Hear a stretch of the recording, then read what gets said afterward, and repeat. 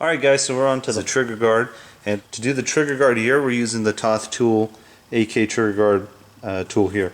Now the way this works is what we're going to do is drop this trigger guard down in here, of course with our rivets, and then we cannot forget about the this plate here for the safety lever stop, and then the receiver is going to sit on top of that, and then we're going to squash those rivets down.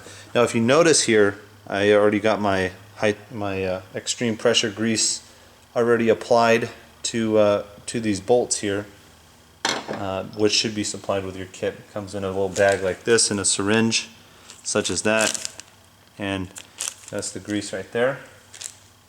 Now you notice this trigger guard doesn't actually drop down. Maybe you don't notice that. I don't know from your guys' picture from your viewpoint there. What I found out is that this cross pin here that holds this lever in place is what's preventing that from happening. So what I've done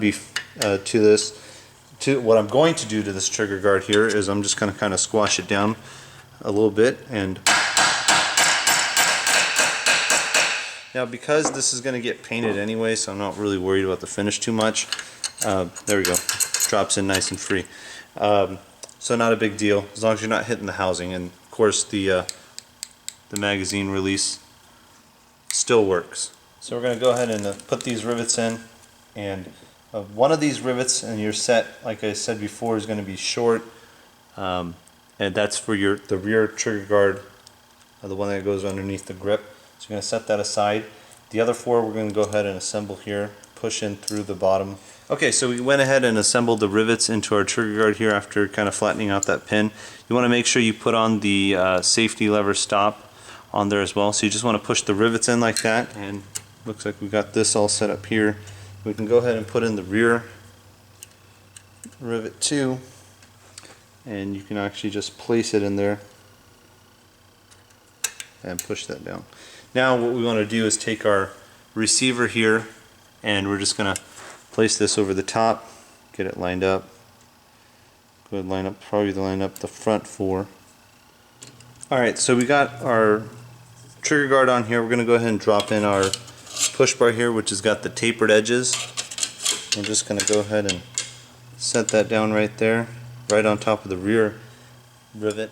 Again, like I said before, I highly encourage you guys to read the instructions that are available on the website on how to use the tool.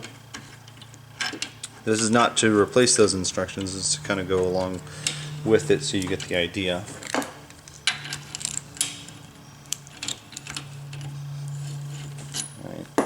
Now we're going to go ahead and put our push bar down.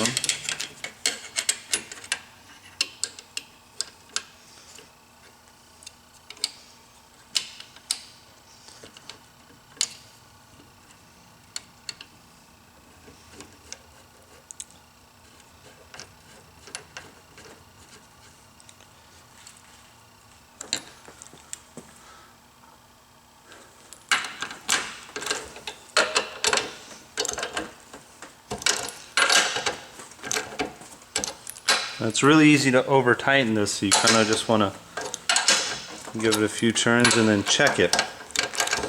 You can't always unsquish it. Unsquishing it would be drilling it out and starting over. You're going to see how that looks, and it could go a little bit more, which we will do because I want to flatten it out. What you can do over here is check. You don't have to take out the entire trigger guard to do it, but you can check the bottom.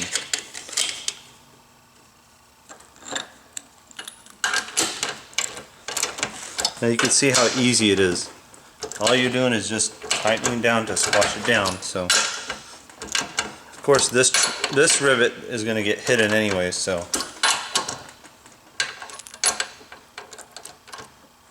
you really don't have to worry about it too much. So that should be good. Right there. So maybe you can see in there how that rivet looks.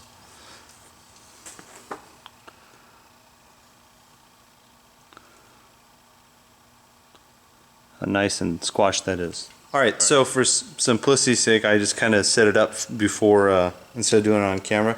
I pushed forward the pushing bar, which I showed you the bar that squashes down the rivet. It's kind of difficult to get in there. You got to tap it down there. I use the little punch to kind of tap it down in between the rails and then draw it forward where it needs to be. Now that would be the squashing tool. Then the tool that is in between that and the bar up here has a notch in it. That's to clear the center support rivet, so that's where that goes. So we already got it tightened down, got the grease on there, or not tightened down, kind of threaded down. Now we're going to go ahead and squash these 4 rivets down.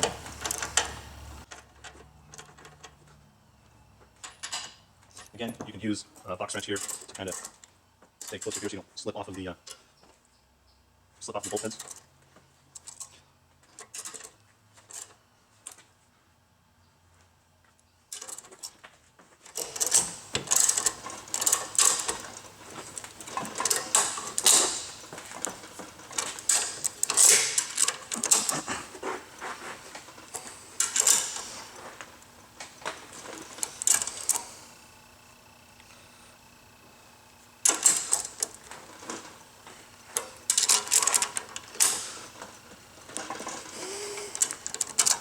Alright, so now we're going to go ahead and back it off from there.